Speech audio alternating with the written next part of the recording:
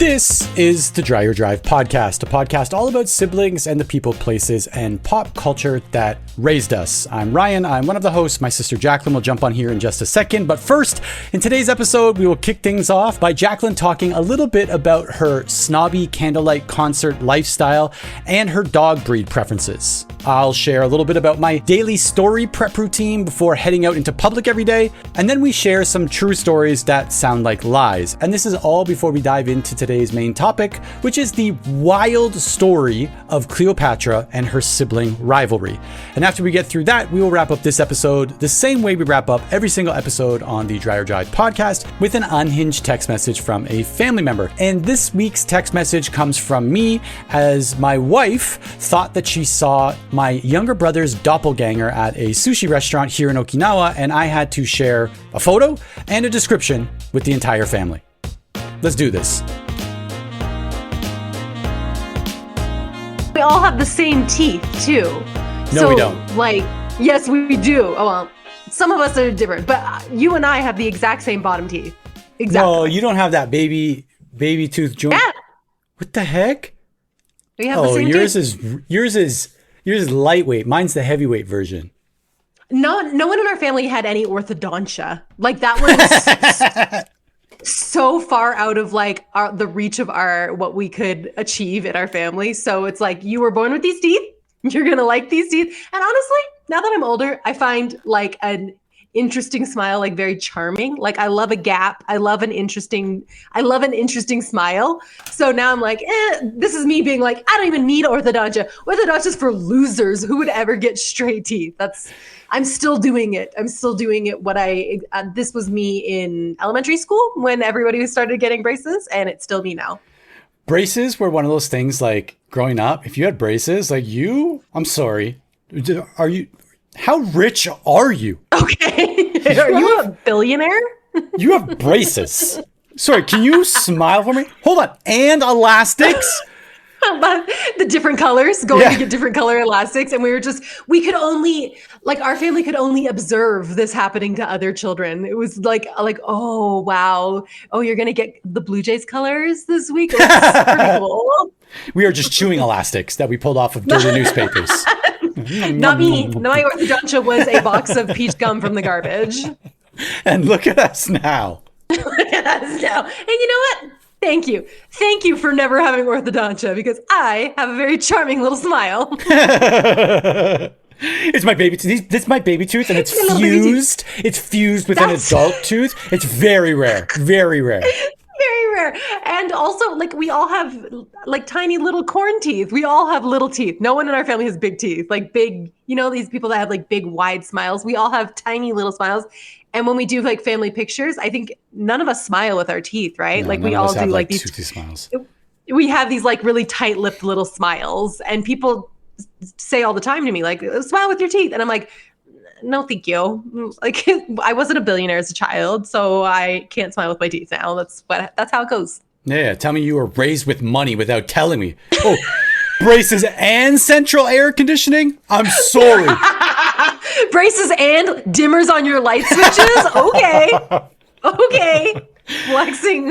How about just knobs? Remember the dining room light? We did have a dimmer, but the knob was missing. So it was just this pin with one round side and one flat side that you would have to turn.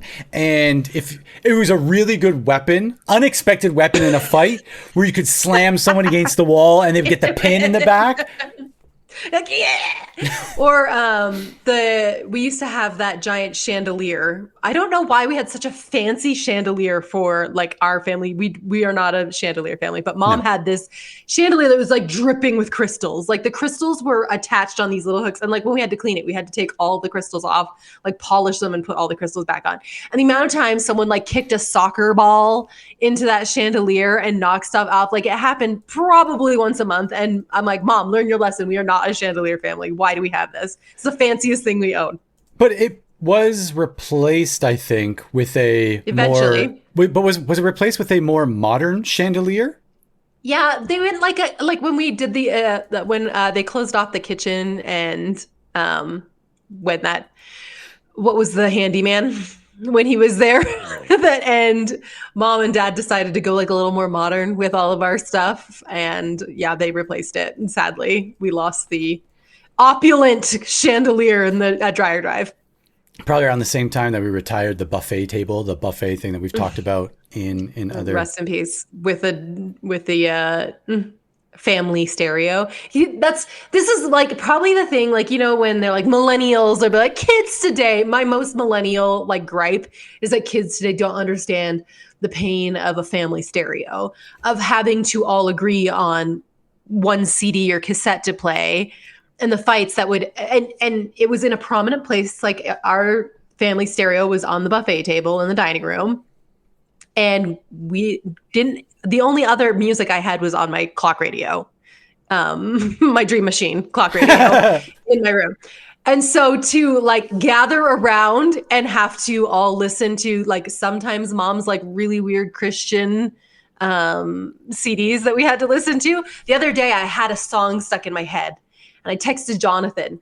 And I was like, what is this song? And he was like, Jacqueline, it is one of mom's very strange church CDs. It was a Michael McLean. It was a Michael McLean white cassette tape. I don't even know where that name. If you asked me to find that name in my brain yesterday in a conversation, you're like, name one religious singer on a cassette tape that your parents used to listen to. I'd be like, I have no idea. But for some reason, when the pod is running, I'm on my game. Yeah, Michael McLean. It was that song, and maybe you'll know it if I sing a bar. You know, I love to sing on this podcast. It was the one that was like, I got no more love to give you. That was the song that I had stuck in my head. It was a Michael McLean song. It was on the very end of the cassette. I also remember like it being one of the last songs on the cassette because it was like more like Christian pop instead of religious music. And so I feel like it was like one of the ending songs on the cassette tape. Man, the market cornering, like the Mormon market cornering that happened in the like late 80s to maybe the early 2000s when it was just like, he was a big deal. Big deal, Michael McLean. Just the fact that he was our Michael Jackson. But just the fact that you could just corner the market because you were a Mormon version of something else, right? Yes, yeah. I think I've said before, Mormons are like unto Canadians in the fact that they love to call out when other people are Mormon or Canadian. Yeah. And so, and they're very loyal to someone simply because they're either Mormon or Canadian. Like those are the same things to me. So it's like the same when you, who is it? Gladys Knight, the soul singer Gladys Knight is Mormon. And the amount of times I was told growing up that Gladys Knight is Mormon is crazy. Like it came up all the time. Yeah. People love dropping, like, you know they're Mormon, right? What does Mormon. And also, yeah, we usually know. Like, I don't know how to explain it. Maybe I've tried to explain it to Seiko before. Yeah. Like, I see people around town here because I'm guessing there's a little bit of a Mormon population here just because like there's a temple and there's a church. Mm-hmm. And like I see people at like the grocery store and I'm like, Mormon. Seiko's like, Mormon vibes. She's like, how do you know? I'm like, I don't know. They just look Mormon. I don't know how to explain it. They just look Mormon. Usually they have 6 kids and they're all named the craziest things. The thing you sent me the other day, you texted me a TikTok of a Mormon influencer family and they were saying all of their kids' names, like introducing their kids. And their kids all have wild names. Wild. One of their kids' names is literally Disney. Like I didn't get that far in the video. I rage scrolled so quickly. No. I can't do this. But you sent me this TikTok and that family lives around the corner from me. I drive past their house every single day. They're listening right now. Well, they were. They're probably listening. But they homeschool because if you're an influencer Mormon family, you definitely homeschool. You do not send your kids to school, especially if their names are Disney because they will get bullied. We don't play the like 50% of the podcast hosts on this are Mormon thing enough. Like I think we should really like if people are handing out like some you know she's Mormon. Yeah. You know she's Mormon, right? Yeah, I want that. Actually, to the point, this is still ingrained in my brain to the point where I own the domain mormonsabroad.com. And what? I had an idea once for like a Mormon Airbnb where like you're going to a country and you search for Mormons abroad and you can go and do like a homestay with them. And like you're in like a safe zone. I'm not like, I would never like, That's wild. But I'm like, let me just buy this domain in case someone else wants to do this idea and they'll purchase this domain. And you can sell it to them? Yeah. Okay. I don't know if I've renewed it this year, so it might actually be back on the market. I'm going to purchase it again right after this in case. Let's start it. Should we start Let's this? spin it Should up. we do it mormonsabroad.com? One thing that I did not have on like my bingo card at all was how like buzzy Mormonism was going to become in the year of our Lord 2026. Like those Secret Lives of Mormon Wives, the Real Housewives of Salt Lake City. Like it's in the zeitgeist all of a sudden. And I'm like, now everybody's Mormon. Now everybody's saying they're Mormon. I know. Like, he's Mormon, no, right? they're not. You're like, bro. I can promise you they are not. How is everybody Mormon? And we're all just drinking our dirty sodas and driving massive Escalades all over Utah. And that's how you know they're Mormon. In your khakis. And sensible haircuts. Your sensible haircuts. Your actually there Hawaiian is in Utah aloha shirt buttoned up to. They call it like Utah hair, and it's like an aesthetic Utah hair. And the thing, how you make Utah hair is you curl it from the top, but you leave the ends straight. And that's like a signifier to people like you're definitely a Utah Mormon if the ends of your hair aren't curled, and you can pick them out so easy. I think you just described a labradoodle. And they have a labradoodle. And they all have labradoodles. Everybody's got a labradoodle. Really? Which is, labradoodles are not my favorite dogs. This is dog chat, by the way. This is dog chat. I'm obsessed with dog breeds. I love, I watched all the dog shows. For some reason, I'm very into dog breeds and like their temperaments. And I find it very interesting to learn about them. Labradoodles are not my favorite because I don't like a dog that looks puffy but doesn't feel puffy. Like, do you know what I mean? Like I do not. When you go to pet a dog and they're not furry, they're hairy. And so your hand goes through like the curly hair and then you're touching the dog's body through the hair. Yep. I don't like that. I get it. You know what I mean? Like if it's puffy, I want it to feel puffy. I want a puffy dog. I want like a Newfoundland puffy dog. Yeah. I want Bo at the Lavoie's house scaring the crap out of me every time I drive up to their house. I want like a big puffy dog and I want it to feel puffy. I do not enjoy the sensation. Like it's a sensory nightmare to go pet a dog and your hand goes like 5 inches down to get to the dog's body. Yeah, you want to make contact right away. Exactly. Like I want my dog is smooth like a seal. That's also what I want. I want her to feel like a baby seal all the time. So I'm very picky about like my dog sensory issues. The dog who gave you, I think, a bleeding nose maybe yesterday? Headbutted me on Saturday night. So our friends and I, we have this thing when we went to, this is going to sound very snotty. We were in Paris. Once we were in Paris, our friends and I, and we're going to go visit Sainte-Chapelle, which is a very famous chapel, beautiful stained glass chapel. It's right there in the name. Right, Sainte-Chapelle. And so we got there and we were standing outside and a French man came up to us and he was like, "You're going to be late. You're going to be late." That's the French accent. Like, yeah, that was the French. He's like, "Hey, yo, guys." He's going to be late. We are very confused because we just showed up there to look at the chapel. And he's like, come on, you're going to be late. And he ushers us. He like pushes us up. We walk through Sainte-Chapelle and we end up in the main chapel area. And at the same time, he's asking us, he's like, "Do you have your tickets? Where's the money?" And like, my friend is like, just like transferring him the money as we stand there. It's crazy. We didn't know what to do, but we were also very scared and intimidated by this French man. So we were just like, "Here, take your money." He ushers us into this room and there's just seats. It's the main chapel of Sainte-Chapelle. We sit down. It's freezing cold too. Like we went in the winter. There's obviously no heaters in Sainte-Chapelle. And as soon as we sit down, all the lights go out.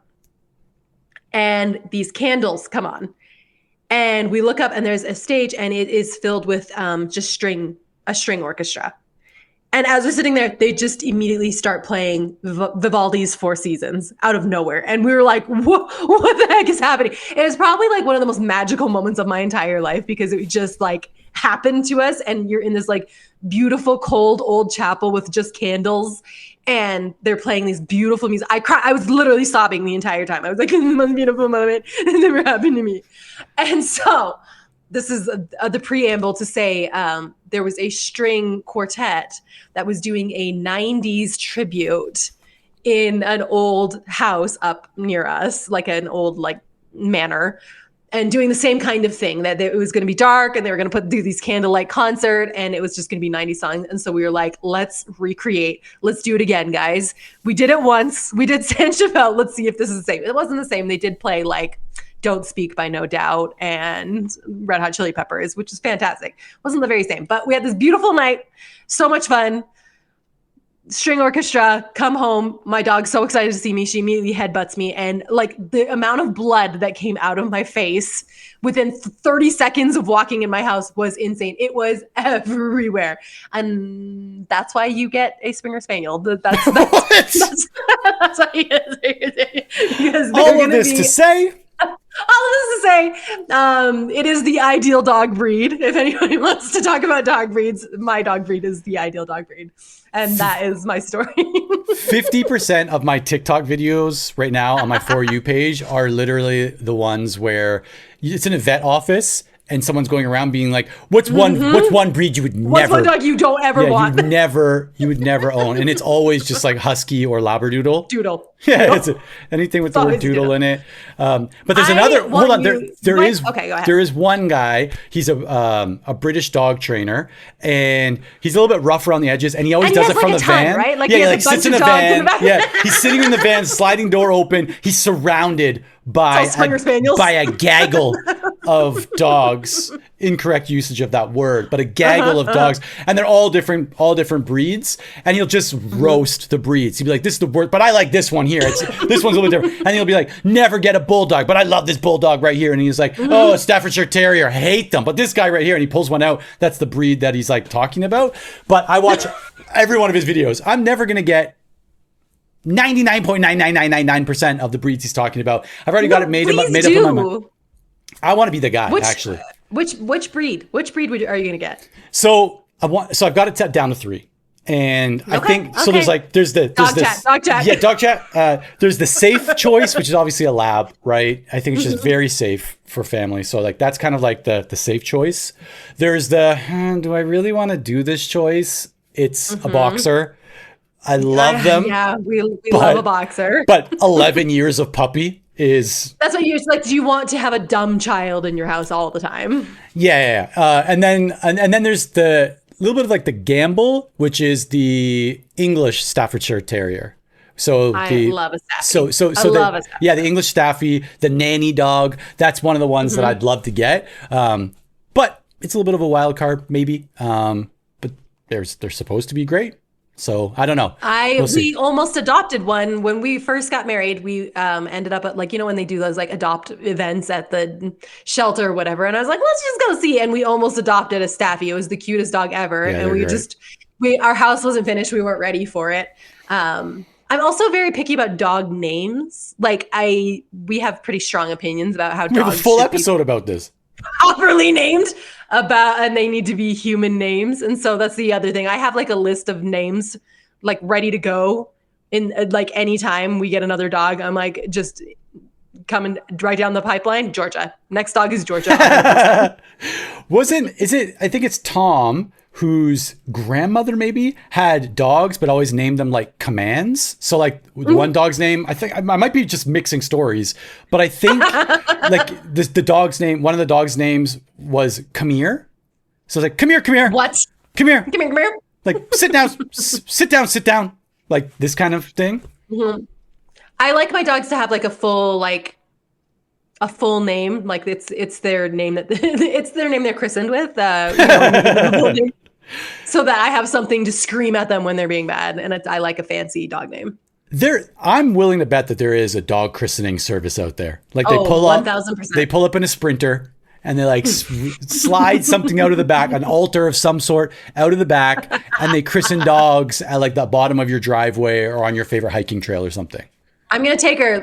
My dog Ladybird Josephine needs to be christened. People need to know that's her full Christian name. It's on her birth certificate. It's on the birth certificate.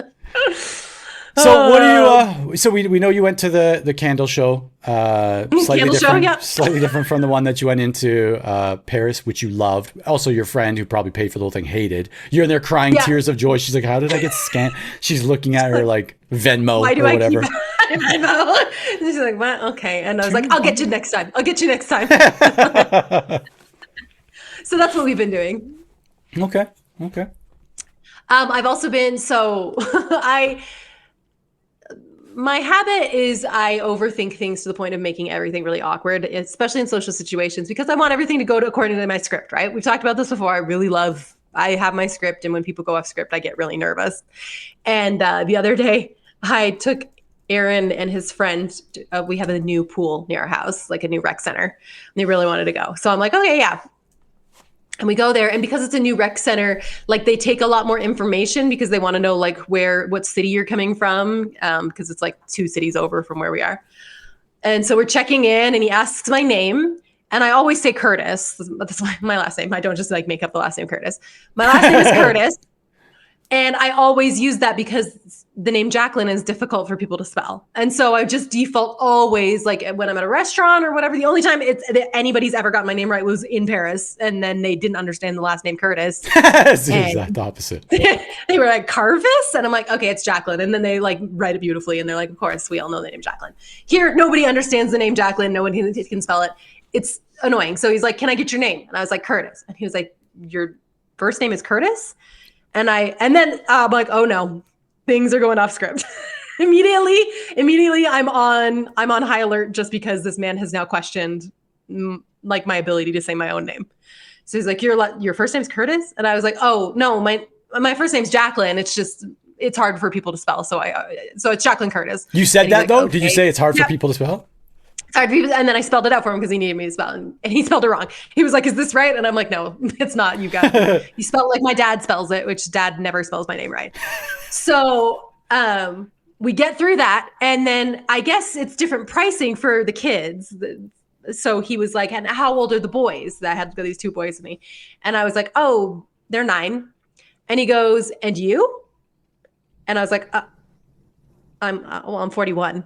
And he was like, I don't need to know how old you are. I was asking if you're going swimming. And then I was like, okay, well, you phrased that really weird, strange man. And I'm already on high alert because of the whole name conversation. And now I'm very flustered. And now I'm trying to like make it a little joke about it. I was like, oh, I was wondering, like, oh, like you just want to know my age? Like, I guess we're doing this now. And like, it was too much. I went way too far. and I knew I was going too far. I was like, stop. And he had to buzz us in, like they're like these little gates that open, and he presses the button, and there was a man who was waiting to go through the gate, and I got flustered and went through his gate, and then he was like, I was opening the other gate for you. And then I walked out like this. And I'm like, I'm sorry. I walked out pinching my nose the entire time. I'm like, why? Just learn to go through a normal social situation. It's okay if people go off script. Just be normal. And I can't do it. I can't do it, guys. And the weakness, the perceived weakness in asking a clarifying question. Oh no, I couldn't like you do cannot that. you cannot be like, sorry, I don't understand. I'm sorry, I actually don't understand. I actually don't understand what you're saying right now. I don't know which question. What are you asking me right now? Like, instead of just flipping around, you have to have the answer, even if it's to the wrong question. Confidently answering. Like, yep, I am 41. I'm sorry, miss. I was not asking you that. I was talking to this person over here whose name is you, and you. Just, you always got to have something ready in the hopper. I did something not similar, but similar, I think, in the same vein. Yesterday, I was walking Noah to school, and before I go out, there's movies. There are movie scenes where the heist team is getting ready for the bank heist. Mm-hmm. And there's a scene where they're getting all of their stuff together. Their artillery. Bro, I just take itinerary and artillery and just classic. What a classic. Everybody take a shot. Ryan said a word wrong. It's in I know, we've established. Like, I'm just confidently incorrect with vocabulary. And so anyways, there's that scene where like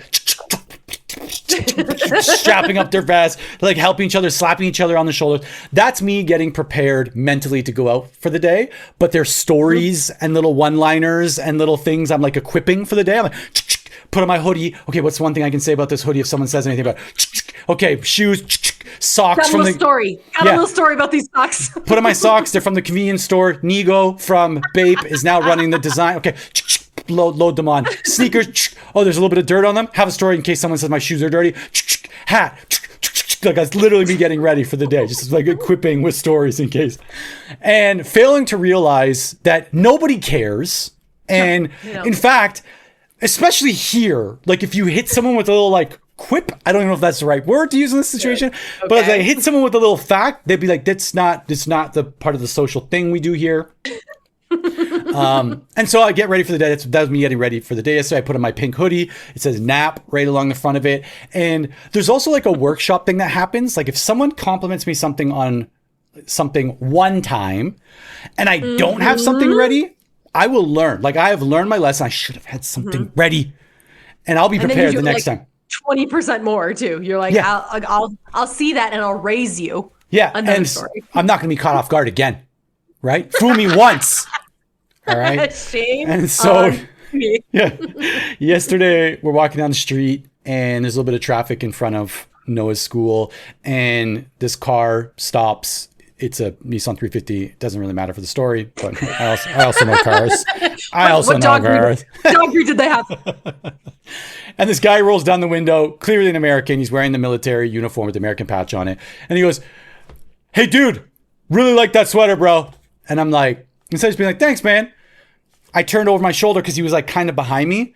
And I was like, "Thanks, bro. I'm just alerting the world on what I really need." And I point to my chest because it says nap. It says nap on the front of it. It's a pink hoodie and it says nap. In the style of Gap. Instead of saying Gap, it says nap. It's from the Gap. It's from the Gap.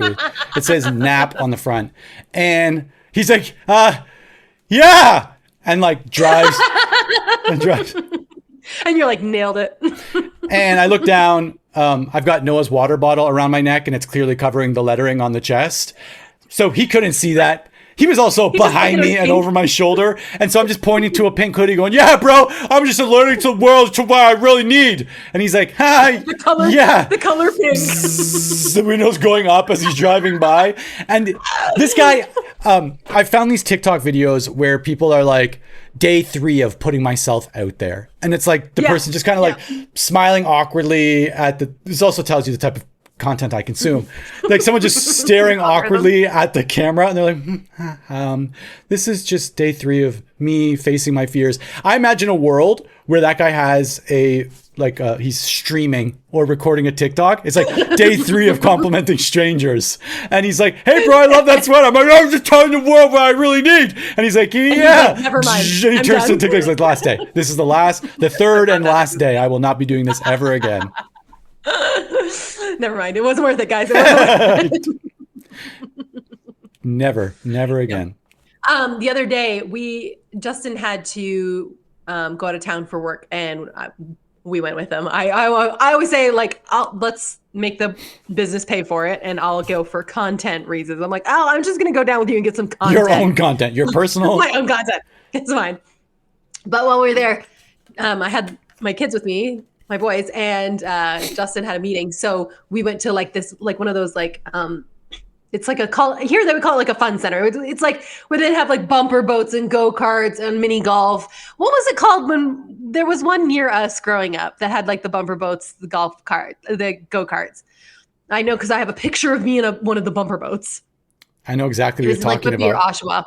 I can't remember. Anyway, so it's one of these centers that has all these different activities, and like we go in and like you just like pay for like 5 activities on your punch card or whatever. And we did mini golf, which I hate. I hate mini golf so much. I think it's the most frustrating thing on the planet. And then one of the things that we had to do on our punch card was bowling. And I was like, okay, I guess we're bowling now. And by the time we started bowling, it was around lunchtime. And so I was like, "Oh, can I just order food?" And they're like, "Yeah, order food here and we'll bring it out to you. Like, just take this, when they give you like the little disc that lights up, they're like, take this disc and we'll bring it out to you." We're the only ones in the entire bowling alley. I'm sorry, did you take a trip to 1993? Is it? It was Wheelies. We were at Wheelies. So they give us the disc. We're the only people in the entire bowling alley. There's like 15 lanes and we're on like lane 15. And so we're like, whatever, we're bowling. And all of a sudden I turn, we'd ordered bacon cheese fries because this is America. And all of a sudden I turn, oh, what is there with my bacon cheese fries? One of the robots that you have in Japan. And when I say you have never seen three people more delighted with anything in their entire lives, the three of us were losing our minds over this robot bringing over us humans being replaced and job loss in America. Because it had like a little kitty face on it. Yeah. And we were like, oh, this is the cutest thing I've ever seen. And then I was so excited about it that I sent Andrew back to order more food because I was like, I want to see this robot again. Like it left us and then I was real sad about it. I was like, what breed are you? And so I wanted to come back. So I was like, Andrew, just go order something. I don't care what you order. He goes, he leaves, comes back. And then a human brought us in the second time. And I was so disappointed, deeply disappointed. Like Japan is truly living in the future. And like having a kitty robot deliver your food is probably one of the best top 10 moments of my life. Wearing a name tag and sometimes it's a trainee. It says trainee on it. I'm like, I was truly giddy. I was giddy over this. It made my entire day. One of the restaurants, the family restaurants that we go to quite regularly out here, it's 99% robot, meaning like you very rarely do. And like the audible disappointment you can hear anytime it's a human from kids. And I just imagine the confidence hits that these like workers are taking. They come out, they've just finished their real job and now they've got to work a part-time job to like make ends meet. And they show up and they're like, here's your meal. And it's like, oh man, not the robot. And you're like, I want the kitty robot. The other thing is, I don't. By the way, I'm not taking a hit. I'm not taking a hit at people that work. I don't know why I threw in the trying to make. I don't know why it had to be a second job. I am so sorry. Low-income people. Just, what? Where did that come from? Probably don't even have braces. The way, or central air conditioning, for that matter. The way I add details to a story and then have to walk back on it. Need those. You're like, I'm so sorry. That just doesn't make. That's what I'm saying. Like, I don't trust AI. That's my whole personality is you trust AI with your entire life and I don't trust it at all. But here's the thing. If a robot's bringing my food, robots never go off script. Robots are always on script. They actually can only go on script. So I feel so comfortable interacting with a robot on that level because I know like it's going to understand me and I don't have to give it extra details about my life. I can just take my bacon cheese fries and send that robot on its way without any human interaction whatsoever. And that is a dream, truly. I can't wait for the world where the humans are so outnumbered by AI or by robots that we start treating the humans like robots. Like a human delivers your meal and you tap them on their head and you're like, oh, I'm sorry. I'm so used to doing this thing with robots and please don't touch me. Have you ever watched Mitchell's versus the Machines? Yes. It's one of our we love it. Absolutely. We love it here. As long as the robots will be like the two robots that join their family, which are like my two favorite characters of all time. Like I'll be okay with robots if they're just like fun little babies that have to join our family. I'm okay with that. I don't want them to hurt me, but as long as they're stupid and do nothing except make everything worse, I'll pay for that. I'll pay for that. Like you last week sent what's his name? Whistling Diesel. If you know, he's a YouTuber named Whistling Diesel. He's always spending he buys a ton of stuff. He's the one that you sent us the TikTok of buying the robot that was losing his mind. And so Whistling Diesel bought this robot and you sent us this video of it. And this robot is running into the mirror, smashing. He asks it to cook dinner and it won't let go of a frying pan and is flinging eggs all over the place. And you're like, this is what its life is like with Naya. And I was dying. First of all, I love that Naya is the most out of control child. It warms my heart. But I so remember my second child. I so remember him grabbing onto a frying pan and me having to pry one finger off at a time because he wouldn't let go of it. And I was like, these robots are toddlers. That's what we will have. We will just have toddlers in our house forever. And it really is the greatest stage of childhood. So I want my robot to be like that. Like when You I'm older, want your I'm robot really to stay a missing toddler. being like, put the knife down, don't hit me in the face with that frying pan, which she actually does from like one of those like cooking sets. She plays a game. So Noah, my my youngest, second child and youngest, she does this game that Noah has introduced her to called Hit Daddy. And she thinks that's like what, so she'll literally be like, hit daddy. And she'll like run over with whatever she has in her hand. And like, it legitimately, I'm being hurt by a 22-month-year-old child. Like, yeah, like people, like, you know, you would fake me. Oh, that hurts. Literally 2 days ago, sitting, talking with Seiko on our little play mat thing.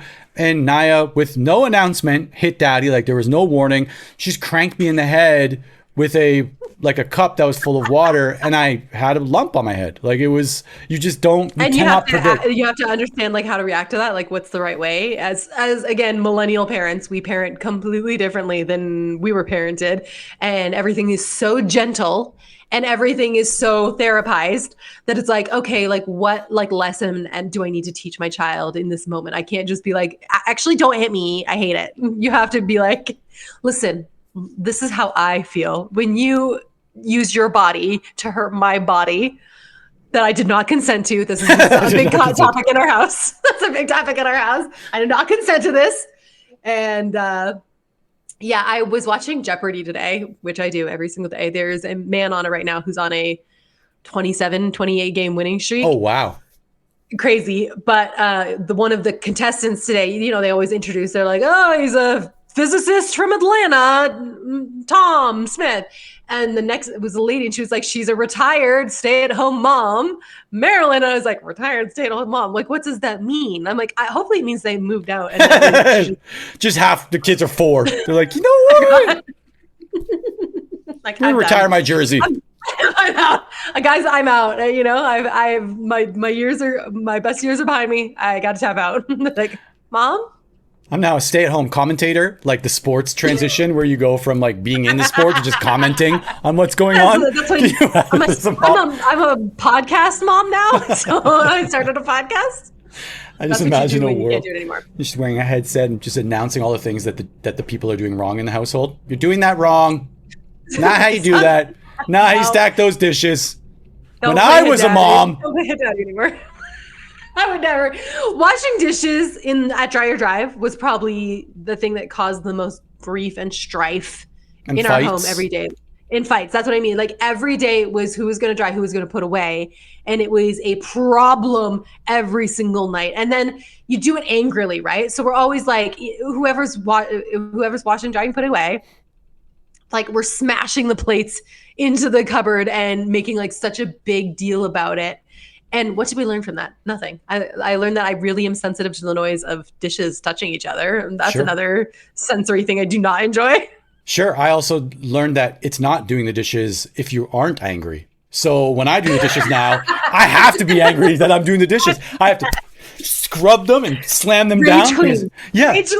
Yeah. I remember having a paid conversation about this. You know, one of those conversations you pay people for. And you're like, Yep. Yeah. And you're like, but why? And they're like, because it's comfortable for you. I'm like, but it's not comfortable because I get hot and I get angry. And they're like, yeah. Mad? They're like, but there's safety in what you know. I'm like, but I don't want to know that. And he's like, Ryan, you got to find space. My sleeves are all wet. Yeah. I don't like it. Not even. It's just I'm doing them. It's like I am doing them. I must be angry while I'm doing these dishes because that's what I know. That's it. You have to wait until a wave of anger to start cleaning. Like the house is going to be a mess until I'm mad, and then it's going to be pristine. Yeah. What's that? My feet also now each weigh 700 pounds. The stomping and the best heel walking. It's striking on your heels, and that was like I think because we grew up in such a small house, and you could hear everything at Dreyer. Like there was no noise. There was no quiet. There was only noise. There's no silence. There was no privacy. There were people in your space all the time. And like, you could hear everything. So if someone was mad and you were down in the basement, you could hear that heel walking. It was striking hard on the heel on these hardwood floors so that everybody in the house knew how mad you were. Yeah, yeah, and you could tell by how quickly and how heavily they were moving. But like when I'm doing the dishes, no one's awake. Like it's like literally like Seiko is just yourself. Seiko has just spent the day making sure that the house didn't burn down and that the girls are in like the learning and that they're clothed and fed and at their appointments and then taking care of the family. And then like I'm by myself. And what have I done? I've typed on a computer for 7 hours. You talk to Claude. And I literally talk to Claude. Literally talk to. I don't type anymore. I literally talk to this AI all day. And I go out and I'm like, oh, and I guess I'll do the dishes now. You're like, oh, another thing. Great. Great. Another thing I have to worry about. I have not worried about a single thing. Slam. Okay, well, on that note, yes, 49 minutes in, we should do a question. And I have like a really great topic, so I would like to talk about it eventually today. I've done some pretty deep research, just so you know. We're going down another one of my rabbit holes. Here is my question today. Do you have a story? This is leading directly into I want a story. Do you have a story about a basketball league that you joined by accident? No, do you have a story that when you tell it, you know people think you're lying? I think a lot of my stories feel like that. Okay, I want to hear one that's like so wild that it's like I've told this story so many times and I know when I'm telling it. Like I have one that I know when I'm telling it, people are like, "You lie, you're lying. This didn't happen." And there's no way to tell people like, "No, I 100% this I do lie a lot." This one's not a lie though. This one's not. I promise you, this one is not a lie. Last one was a lie. This one's not. Like I have a few that probably skew that way. Let me ask you, do you have a story that I tell? Like, do I have a story that I tell that you're like, someone hears this, they're probably going to think it's a lie? Yeah, I think we touched on it last time we recorded, but your firecracker story okay, definitely sounds like a lie to me. And it's one of those stories that's so good to tell to children. Like my kids love for you to tell the firecracker story because it's such like a cautionary teenage tale. They're like, guys, don't do this, but it's also very exciting to them. Yeah, I think, sure. Yeah, look, we can tell that. I can tell that in this one. And there's probably a couple other ones that I'll save for future podcasts. I think the cat eyeball story is one of those ones where you're like, you're exaggerating. I'm like, I keep things on my desk. I'm like, no, like if this is the socket, I'm holding up my stress donut and I've got my AirPods and I'm like, this is how the eye was hanging out at first. And then when it was done, by the time we got to the vet, it was like this. And I'm like, trust me, I'm not like, this is 100% serious. One time I was at a youth camp and I went as a counselor. And you? I'm 41 years old. I don't know. I'm 41 years old. I went as one of the counselors. And at that camp, they had a beauty pageant for the counselors. I'm sorry, what? Right? And it was this big... This screams Utah. This definitely screams Utah. It was very Utah, like this big stage sound system. Knee-length shorts. In the lodge. Yeah, knee-length jorts. And we had this pageant. And like for my group, I was the counselor, so I entered the pageant. And you had to do a question and answer period. You had to do a talent. And then there was like a dance off. And because we were in Utah, I know. Because we're in Utah, I thought it'd be really funny. And there's a lot of plastic surgery in Utah, right? So I thought it'd be really funny. I went to the kitchen and filled up these plastic gloves and put them in my shirt. So it looked like I had giant implants. And that was like part of the bit that I was doing. And for my talent, completely inappropriate for it was for a youth camping. 1,000%. 1,000%. I got in a lot of trouble afterwards. But for my talent, I had, when you do, it's like, I call it Swedish Chef. It's when someone is your arms and you do a cooking show. So that's what I did for my talent. I had one of my friends be my arms. I had these giant implants and I was doing a cooking show. And then for my question and answer period, the girls that were emceeing it had already heard the cat eyeball story. And they wanted me to tell it as the question and answer period. So they let it. They're like, can you tell us one of your favorite pets as a child?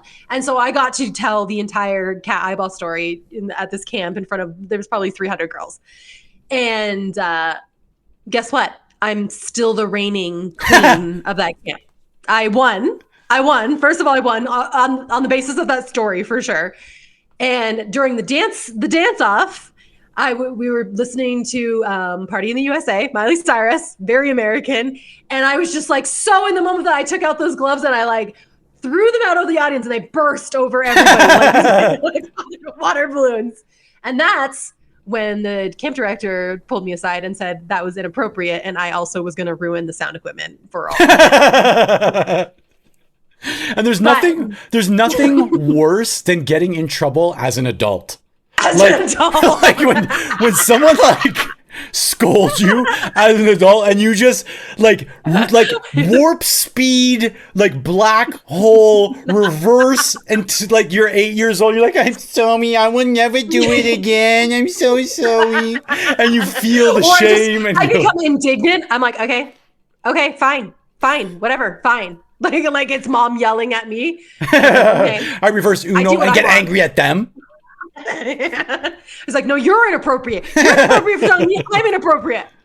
But that camp, this is the sad part. We had these big wildfires come through, and that camp ended up like almost being completely burned down. And so no one's like, we don't go to it anymore, and they've never done the pageant since. So that's why I that was like 10 years ago, and I still get to be the rating queen of the camp. I heard that when they went to turn the water on to extinguish the flames, I heard them. They were saying, if only someone hadn't wasted this water on fake implants.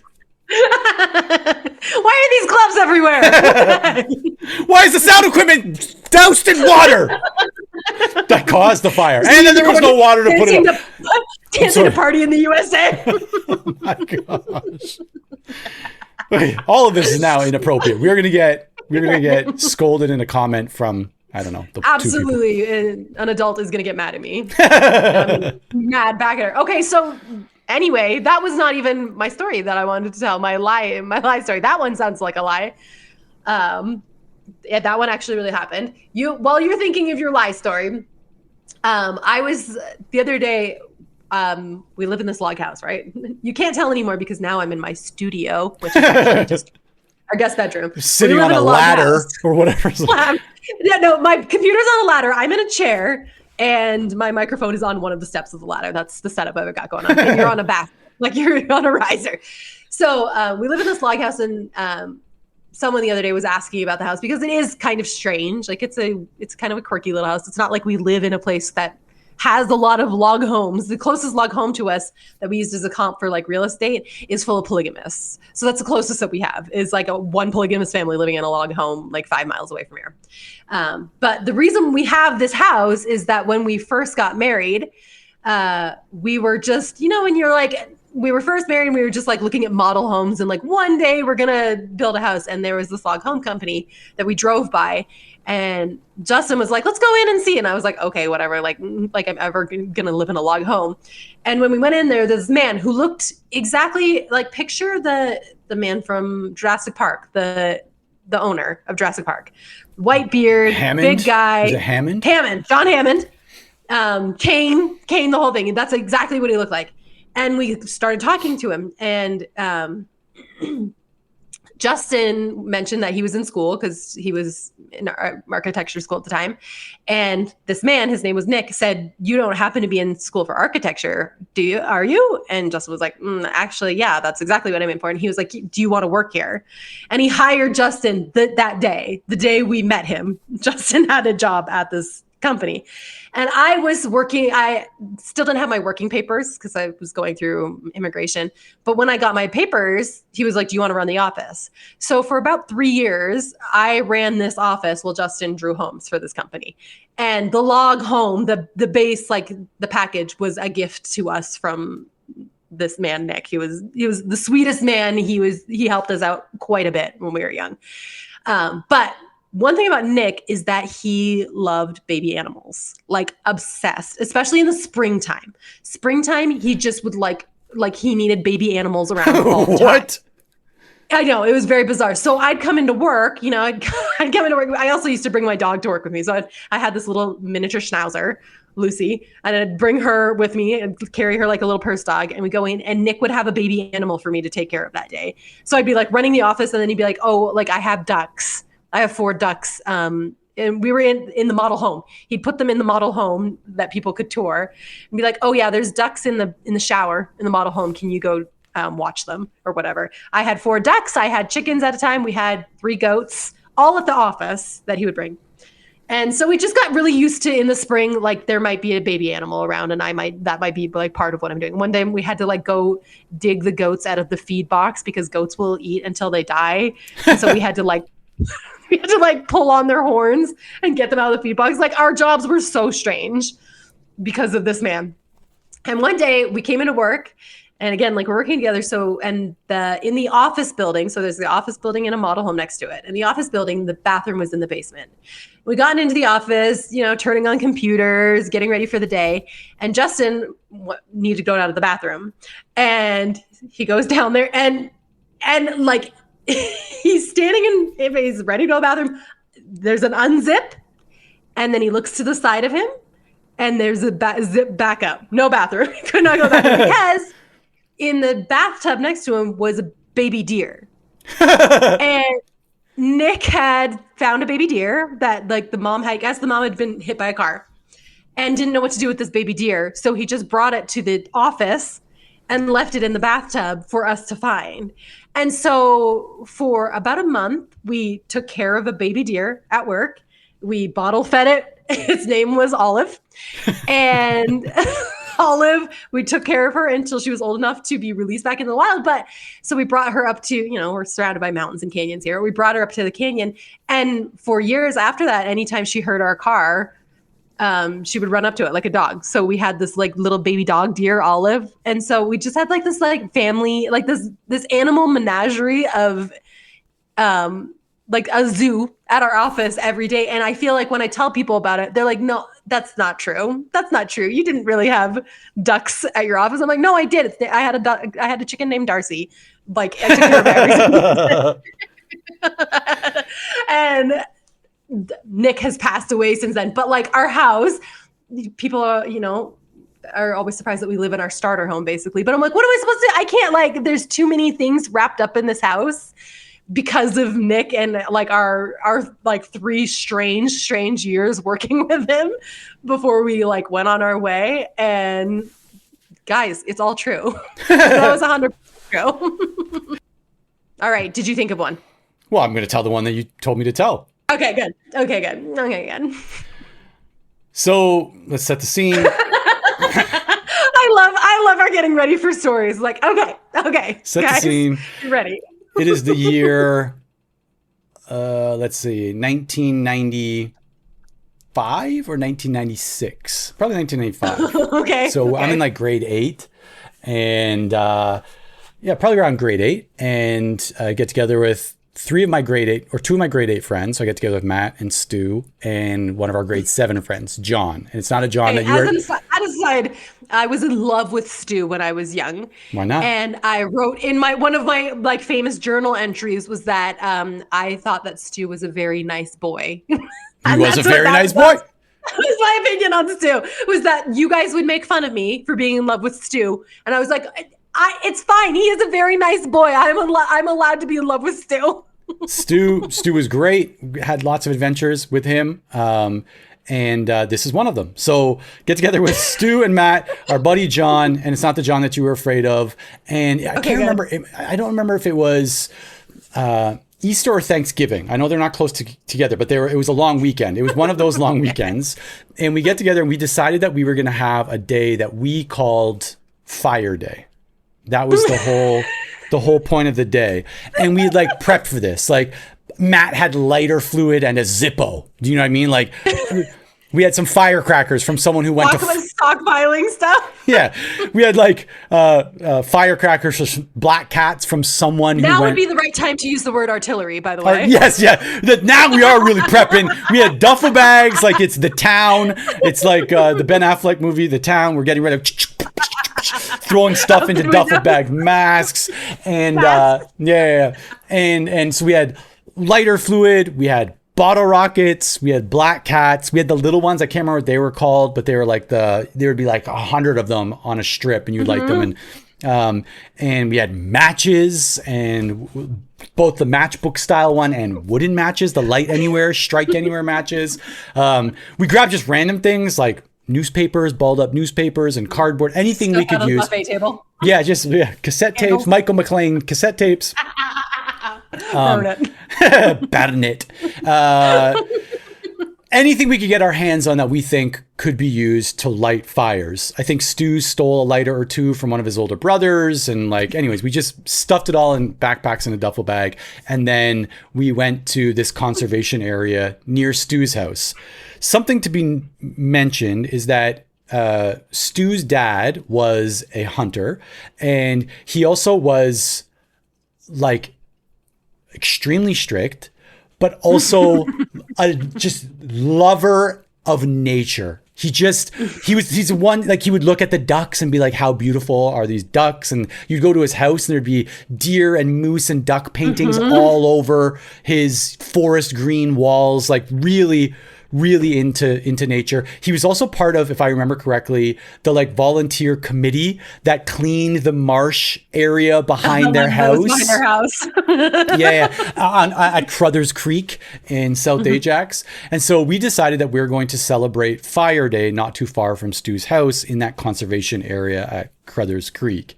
And so it started off, right? Like, hey guys, look, I found some dog poo. I'm gonna light a match and put it in and spray it with hairspray. And like, oh my gosh, it stinks. Like, this is crazy. Let's get out of here. And like run to the next little location, light a little fire and be like, look guys, we lit a fire, and spray that with hairspray. Oh my gosh. All right, let's move. And so like the day was just kind of progressing, with Fire Day. And we get to this one part of the conservation area on this banks of the river that leads out to this little bay that leads out to Lake Ontario. And we're lighting firecrackers. We're kind of throwing them into the water, lighting firecrackers, throwing them behind us. And we hear Stu go, guys, look at this. And we turn around and he has a bulrush in his mouth and he's got it lit on fire like a cigar.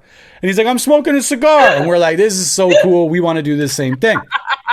And so we're all smoking bulrushes, cattails. Oh, look at it. All the stuff getting stuck to our lips. So disgusting. It's disgusting. And so like we throw ours into the river. Stu throws his on the ground, stomps on it, and we're like, all right, Fire Day, complete success. Let's go home. And so we are done. We have accomplished what we needed to do here. The artillery is completely spent. So we walk up this path, and you have to walk up to like the main road to get to the bridge. That's now like right one road away from Stu's house. Like we can almost see the back of Stu's house from where we are.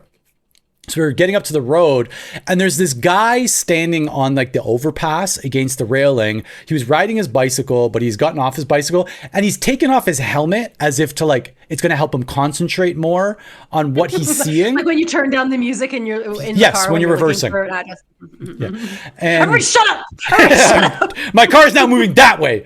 And he's holding his helmet and he's like looking past us and he's very confused. And he's like, boys. And we're like, yes. He's like, do you guys know who lit that fire out there? And he like pointed to where we just were.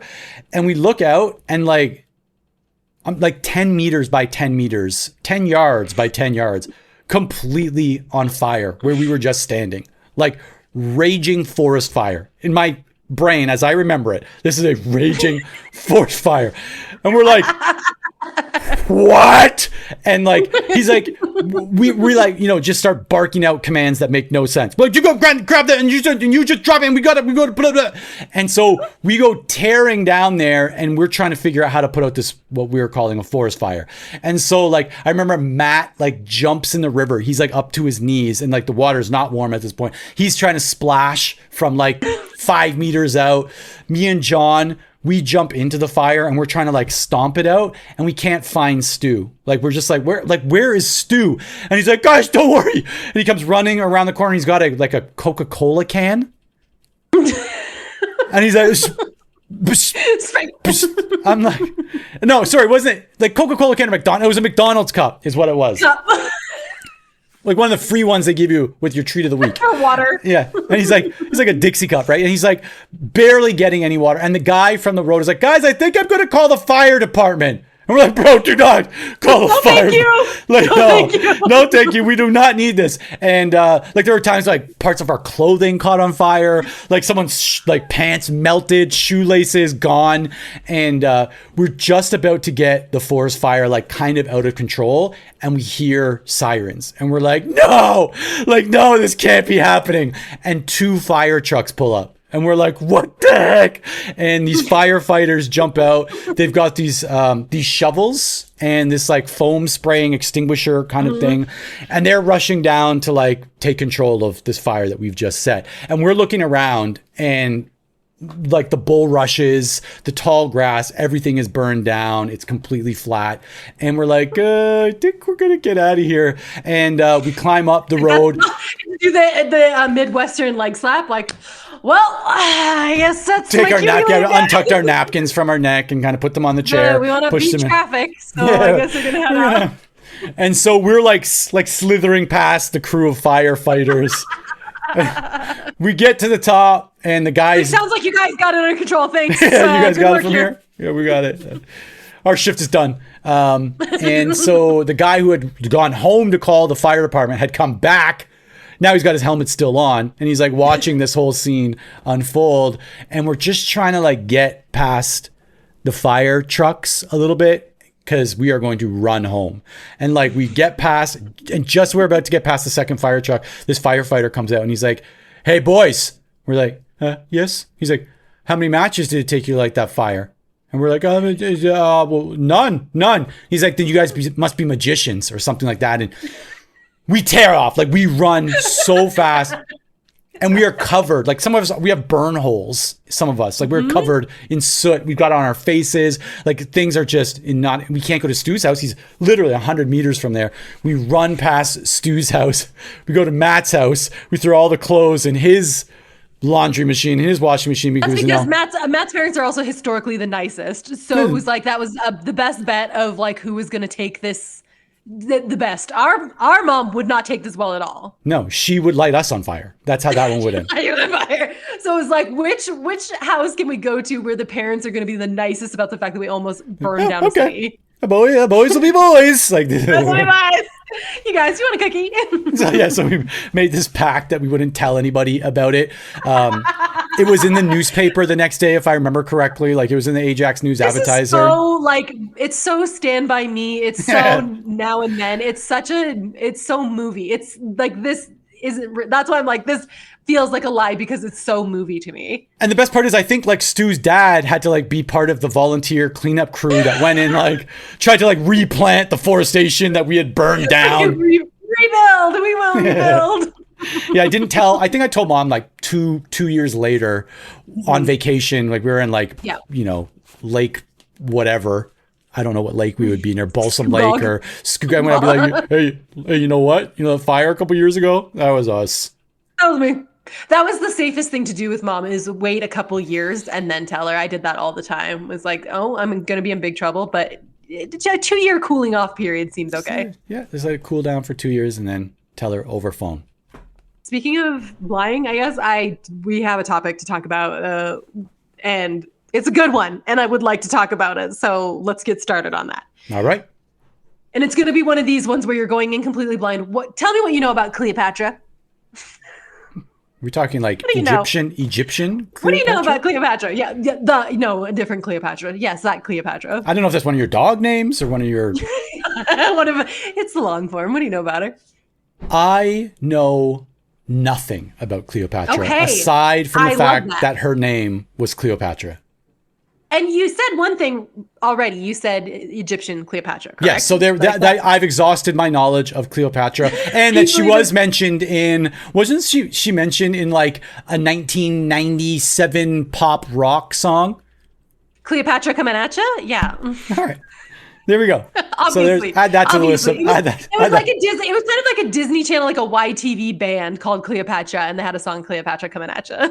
No, there was a song I think is like going through like beautiful like women in it, and then it mentioned. Actually, you're probably right.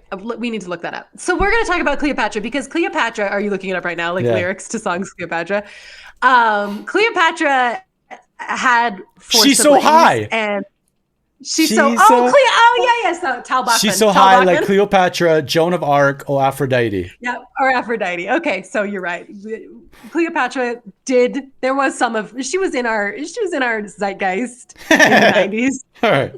I'll put that music video in the show notes. Sorry, go ahead. Okay, perfect. Cleopatra was actually not Egyptian. Her family was cool. So the thing I knew about her. That's a common misconception. She did rule Egypt, but she was from the Ptolemaic dynasty. The Ptolemaic dynasty ruled Egypt for about 275 years. They were actually a Macedonian family that had come and conquered in Egypt and were ruling. Cleopatra was the last of the Ptolemaic dynasty. She was the one who effectively ended it. And like her story is so intertwined with the fact that she has these siblings, and I feel like nobody knows about Cleopatra's siblings. And I want justice for her sister. She had this sister named Arsinoe, and she actually had two sisters, two brothers. She had one older sister named Berenice, then Cleopatra, then Arsinoe, and then there were two Ptolemies. The Ptolemaic dynasty, the boys were all named Ptolemy, which is very confusing. So I'm going to refer to them as 13 and 14. Okay. Because that's the number that they were. So she had these two brothers, two sisters. Her father, Cleopatra's father, was the ruler of Egypt. And Berenice actually overthrew him for a short period of time and became queen. His own daughter? His own daughter, his oldest daughter, overthrew him. And the thing about he was also Ptolemy. He was Ptolemy 12. He really wanted to work with the Romans. The Romans at that time were basically conquering everywhere. And Top it dogs. was Ptolemy 12's that he was like, we need to work with the Romans. And Berenice did not believe in that. She was like, no, we need to stand on our own 2 feet. And because of that, she gained this big following. And so that's how she overthrew her father. She ousted him. He had to leave Egypt for a short period of time. He raised an army and came back and actually executed her. Oh my gosh. Killed his own daughter, and he came back to power. At that time, Cleopatra is like 18 years old. So she's 18. Then she has these two brothers who are like 13, 14. And then Arsinoe is about 10 at this time. Cleopatra agrees with her father. She agrees that like the best way forward for Egypt is to be constantly working and with the Romans and allowing them into Egypt. And so Ptolemy 12 makes her his co-ruler. So Cleopatra at 18 becomes the co-ruler of Egypt until her father dies. And then she actually, in the Ptolemaic dynasty, it was common for brothers and sisters to get married to maintain the bloodline.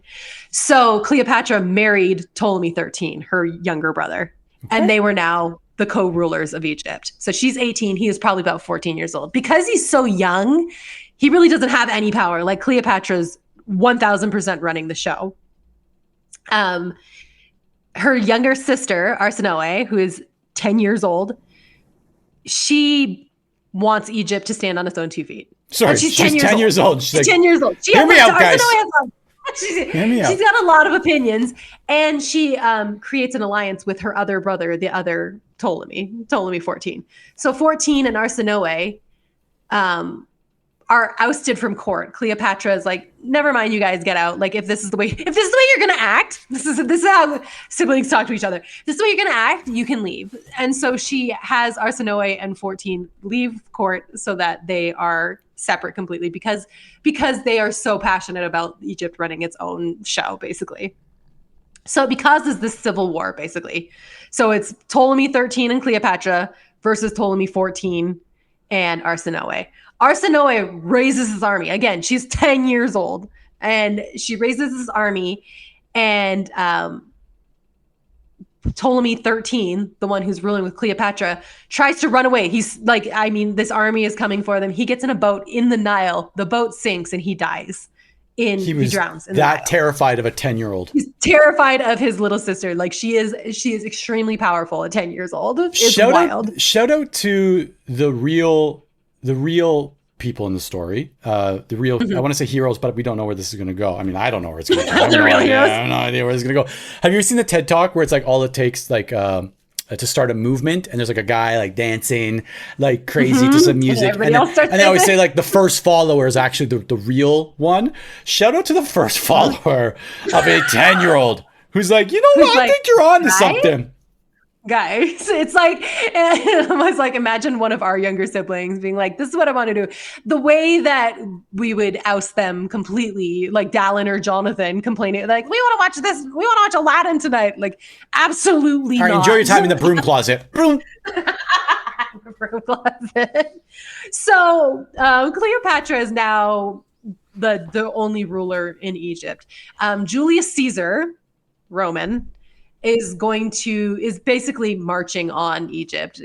The Romans are conquering everything. And again, Cleopatra, like her father, late father, agrees that they should be working with the Romans.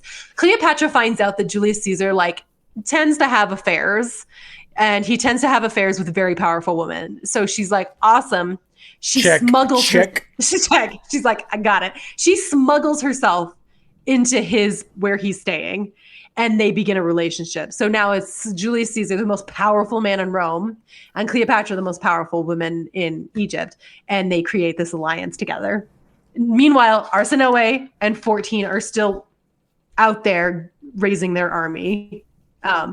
Arsinoe's army becomes so powerful that there's this lighthouse in Egypt, and they corner Julius Caesar in this lighthouse, and he raises a flag, basically, to his like surrender flag, and dives outside of the lighthouse to a waiting ship to get away from Arsinoe. So she is her army is powerful and she is powerful. She basically chases Julius Caesar, the most powerful man in Rome, out of Egypt for the time being.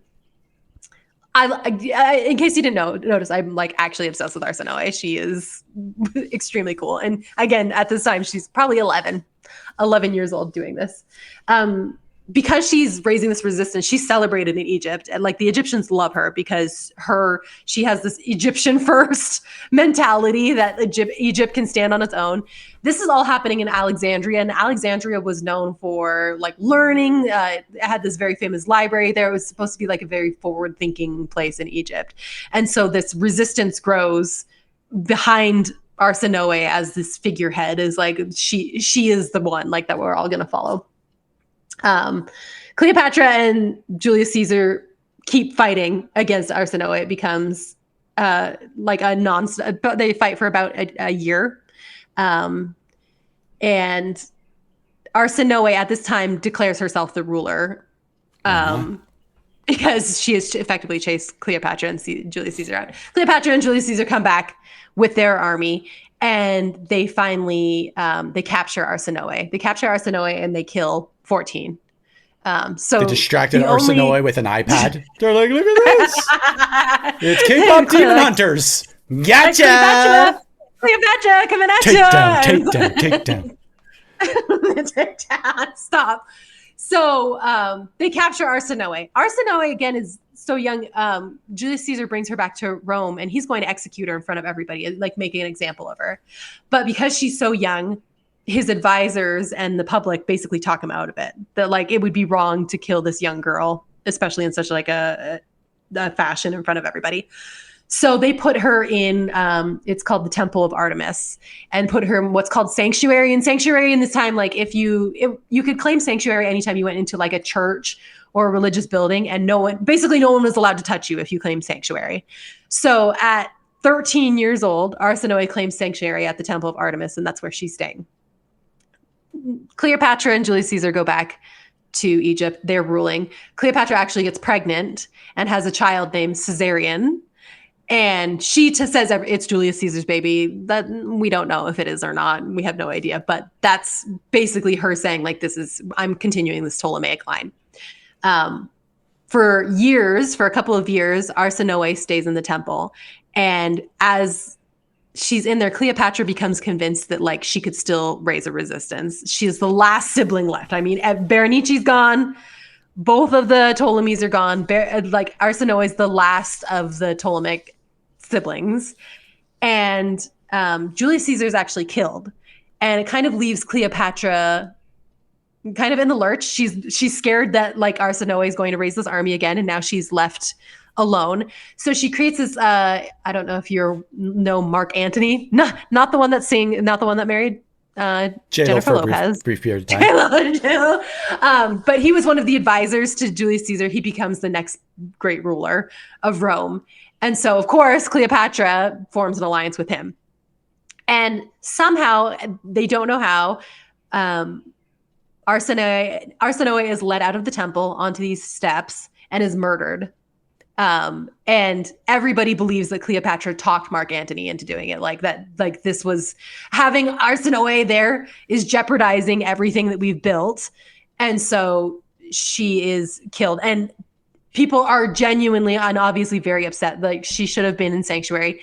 At this time, they estimate that she was anywhere between the ages of 18 and 22 when she was murdered.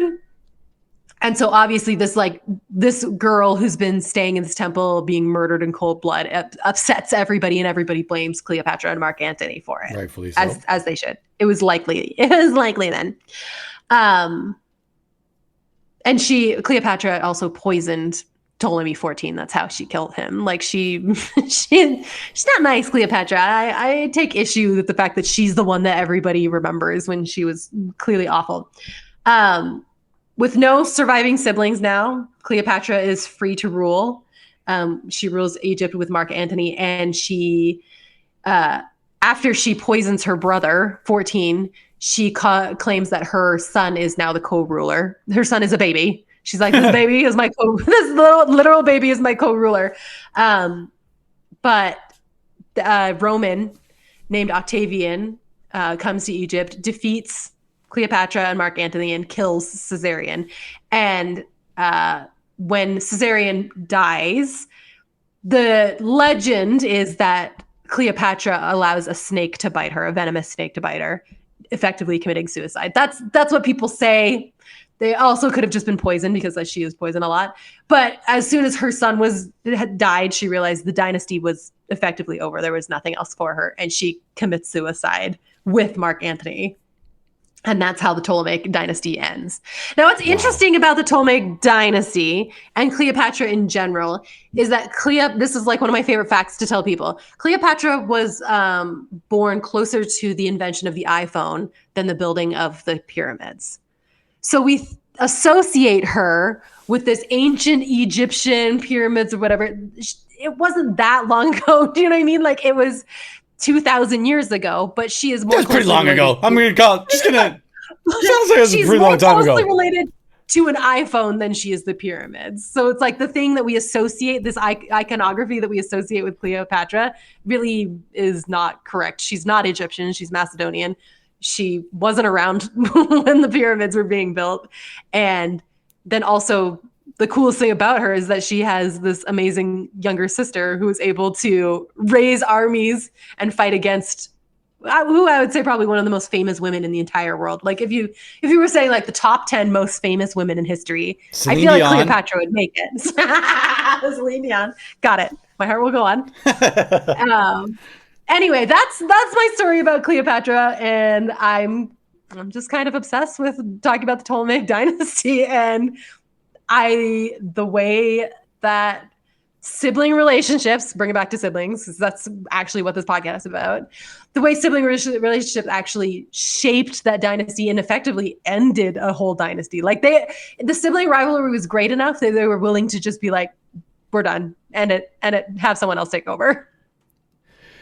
And to me, something that jumps out is that it isn't something that is limited to that period, right? Like sibling rivalry is a tale as old as time. Alive and well. What's funny is, and like before this episode, so before we sat down to record, like I was like, okay, I need some material because my material is not going to be good enough. Pink sweater. Hey, buddy, I'm just trying to. I've got a great story. I was like, how can I like repurpose some Reddit content? So I actually went on Reddit prior to like recording this. Luckily, I didn't even need it because we had a bunch of stories ready to go. Got content, don't even worry. But I was like going through and like combing through some like sibling family threads and comments. Mm-hmm. And I want to read a few of the thread titles. And then I actually want to read a thread title, the original post, and just one comment that someone left, and I think it has Cleopatra energy. It's giving Cleopatra. Yeah. So I just want to read a couple of the thread titles, and then I will get to this, and we can maybe wrap up with sibling rivalries and how I don't even like you, actually. That's what I want to arrive at. But I've been holding some deeply held, right here. Deeply held. Just so you know, I sent some poison to you. It's in the mail. So Reddit thread number 1, what's something you learned from having siblings that single children wouldn't understand? That's one of the things. And there's a bunch of stuff in there that's basically like your siblings will eat your food. It's like literally everyone was like, you can't leave anything in the fridge. How do people with siblings hate each other? And it's an only child. It's from the perspective of an only child. And like, you guys have like best friends built in. And people are like, are you crazy? Like, I'm sorry. Are you crazy? It's like a sibling is not a guaranteed ally. Very interesting. That was one of the comments. Okay. Very interesting choice of words given what we've just learned. The next one actually could have been written by someone in the family, not our family, but Cleopatra's family. When was it that you realized your siblings don't care about you? When they formed an army and marched to my front door. I wish you were dead. But the one I actually want to tap into to help round out the modern day version of this Cleopatra story is a thread that is titled, Having Siblings is Not That Great. Okay. And I want to read part of the original post, and then I want to read just one comment that I really do believe is directly related to what we've been talking about today. Just because you're siblings, that does not mean that you're going to get along and become best buddies. Most parents can't even handle giving their children their emotional needs, and often they make the older kid raise the younger one, which builds resentment. Siblings fight a lot. And if you're the oldest one, good luck to you. You basically don't exist anymore, and you're the third parents. I guess you could say that a lot of this is dependent on how the parents raise their kids, but if I had a choice, I would be a single child. Favoritism is also huge, most typically towards the younger one. They get your things, your room, and your parents' attention. This person needs to talk to someone. Original post. That they pay for. They now, need to have a paid conversation. The paid conversation. I like to call them paid conversations. Then the comment that I really want to call out that I think rounds this out is this. And this is the full comment. This is the full comment. My sister punched me while I was recovering from a wisdom tooth extraction and smashed up my bed and room during COVID quarantine. When the police arrived, she told them I attacked her and I had to sleep in my car for the next 3 weeks. Her reason for doing this? I left my window open. She has 3 kids and lost custody of all of them. She punched grandma who has custody of her 2 sons. I don't go home for Christmas because I don't want to deal with the unpleasantness of seeing her, and she always gets blackout drunk. She is a straight up psycho and the worst human being that I know. Cleopatra coming at you.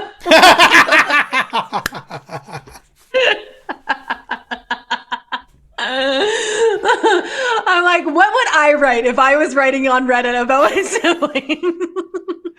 I just like the build-up. I like the build-up, and I like the... There was a lot. That was a lot to process. We're going to throw it all into 4 sentences and try to get everybody to the full understanding. We had abuse. Cleopatra's commenting. She's like, and then she raised an army and was like, don't talk to the Romans. And I was like, I'm pretty sure I'm going to talk to the Romans. I want more of that in my life. I don't know if you've seen this, but there are AI generated videos of like Jesus, and he'll be like, hey, check it out, guys. I'm here. I'm on the cross. And it's like this whole thing. I want to search for something for Cleopatra because I think we've got something here. Like I want to do like... I feel like she'd be an influencer for sure. If not... I mean, everybody loves her eyeliner. We know I own Mormons Abroad, or maybe own it. I'm going to go and do a Cleopatra one now that I know all about her. Now that you're a Cleopatra expert. I texted you the other day because Noah Kahan's latest album came out. Who, by the way, I didn't know who that was. What? Yeah, oh my gosh. We've established this. Like we've established I don't know a lot of like pop culture. I still don't know Timothy's last name. He's an actor. I know he's Timothy. Timothy. It's Timothy something. Shamalama. Yeah, Shalmabray, Champermaid. Artillery. Boulevard, Artillery. But Noah Kahan he is a singer-songwriter. All of his music is very East Coast, like New England fall music is how I would say, like, it's very autumn music. None of this makes sense to me. Like, I don't know how to explain. Like, it's the hiking music, it's walking through the woods music, it's very emotional music. Anyway, his latest album comes out, and I just listened to it start to finish. And there is one song that is like clearly about like how it feels to leave home on bad terms with your siblings, and then realize later on, like, oh wait, like I want to go back. Like, I want to go, like, there's a verse about, like, I want to fist fight in the glow of the TV again. And I'm listening to it. And like, so specific, right? Such a specific experience. I'm listening and I'm like, oh, I want to go back. I want to fight in the basement one last time. And I was like, I think that, like, when I think about us as kids, yes, there was immense sibling rivalry. Immense. You are still what I consider to be Mom's favorite, first of all, and that's a problem. Earned. It's a completely earned pole position. It is something that I'm the only girl in the family. I feel like I should have it by default, but whatever. I mean, I'm Dad's favorite. That's fine. But it was the leaving. I'm like, maybe Cleopatra and Arsinoe would have gotten along if they'd just given each other a little bit of space. Maybe they would have looked back fondly on their little wars and been like, hey, remember that time? Remember that time you tried to poison me? Last time. Remember that time you raised an army against me? Against me? I want to do that just one more time. Yeah, just for the memes. Just for the vibes. I don't want to do any of that stuff. You don't want to go back? No, I don't want to have a fight about which Mighty Morphin Power Ranger I am and get into a fist fight because I want to be you were the red one last time. Well, luckily I always got to be pink, so that was easy for me. Yeah. Finish the finny. That's it. That's all I got for you. Well, I'm glad that I want to go back. I'm glad that we are not posting, or maybe actually some of these are you, where it's like, when was it that you realized your siblings don't care about you? I think let's do an episode where we just answer Reddit questions about siblings. Like, I want to answer all of these. These are fantastic. I did wheeze laugh at one of them because one of the responses was just one sentence, and it was to that thread. When was it that you realized your siblings don't care about you? And somebody commented, when I realized I had a whole family WhatsApp that I'm not a part of. Could you imagine? Could you imagine? You're like, who are you typing to? You're like, just my brother. You're like, my brother. Like, I'm your brother. Well, you're looking over the shoulder and there's a bunch of emojis and GIFs being shared. What? It's like your mom's memoji that looks just like her. Could you imagine the thread drama when you have to announce, like, oh my gosh, they found out we have this. Oh, okay. Well, we need to, speaking of message threads, we do need to finish off with the text. Let's do it. And I've got one. Don't even worry. It was when you texted us because you saw someone who you thought looked like Jonathan. Well, it wasn't me, actually. So you sent a message that said, Seiko is stalking this guy at the sushi place we're at, saying he looks like Jonathan Porter. Then you sent a picture of this stranger man to the thread. This poor man is just trying to enjoy his sushi. In Japan, because there are perverts everywhere. I'm not there, but it's you cannot turn off the camera noise on your phone. So when you take a picture, it makes that's also my artillery sound, but it's dual purpose. You can't turn it off when you're filming a video. It makes a little chime to like alert the world that you have just taken a photo or that you're taking a video. Seiko is using a phone that she bought in Canada. It does not make the noise. What a little sneaky sneak. So she was like, the way she was trying to take the photo and like using Naya as like a shield to like take this of this guy who she was so convinced. Baby. Yeah, she was so convinced looked like Jonathan. Anyways, go ahead. So you said Seiko's stalking this guy at the sushi place we're at, saying he looks like Jonathan. And now I have a pic of it on my phone, which you did send this pic. Because she sent it to me. She took it and sent it to me just so everyone can follow what's happening here. I would say he looks like 40% like Jonathan. Like, yeah, I think 40, 50. I would clock it. I would definitely clock it and be like, oh, that kind of guy reminds me of Jonathan. Jonathan energy. Jonathan aura. It's the energy. It's the energy. It's not the looks. Jonathan has a very specific energy, which is what we talk about here. Jonathan says, LOL, maybe the haircut only. The haircut is the same.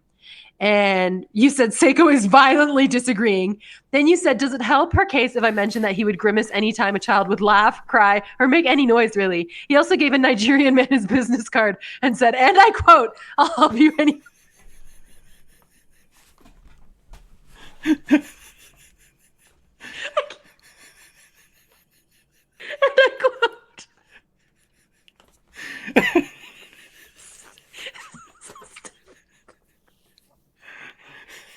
Continue. I'm crying. I'm here. I'll help you any way I can before grabbing his sex.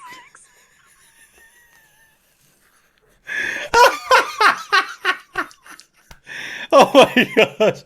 Before grabbing his saxophone case, getting up and paying his bill.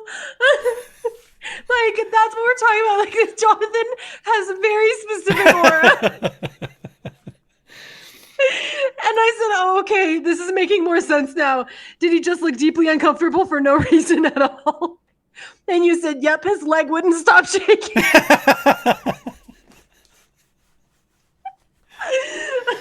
So, poor Jonathan. And he also didn't respond after that. He also just like checked out completely. I'm done. I am not interested in this conversation. Please leave I me out choose of not this to narrative. engage. But yeah, it's Jonathan's very specific energy. Very specific. Very specific. And very annoyed. Oh, okay. My stomach hurts. That was good. That was extremely unhinged, actually. Yeah, I can't wait to try to figure out which part of the wheezing to edit out and what to keep in for atmosphere. Being like, this is wheezing. This is not silence. This is wheezing. I'll probably have to crank the volume. Wheezing while saying saxophone is... I want that to be my ringtone. Maybe I'll see if I can get that word for word, maybe even a screenshot so we can put it into the show notes for this episode. That actually might come out today or tomorrow. Depends on the speed run. That's quick turnaround. Let's see the turnaround of this one. Quick turnaround for an hour and 45-minute long podcast that we've been recording. I just kind of let it run. I just let it. Don't do a lot of editing. Just kind of. Did I say anything offensive? Did I say anything offensive? Did Jacqueline mention Nazis? Yeah. I did it this time. I didn't. You did it this time. Well, by saying it, by putting that on you, though. So. Okay, but Cleopatra actually had nothing to do with Nazis. Fact. For once. Fact. You heard it here first, guys. You heard it here first. Well, I'm editing Wikipedia right now. I know you guys come here for the facts. I know you're here specifically for the history knowledge that we're dropping on you right now about Cleopatra. It's one thing that we're known for. The other thing that we're known for is not figuring out how to close out a podcast. So let's go ahead. If there's one thing that we're known for, let's go ahead and finish this up. I will talk to you in a week or two. Something like that. Whenever it pops up on my calendar, I'll be there. And gets shifted around 3 times. All right, really, let's close this out. Okay, bye. All right, talk to you later. See ya.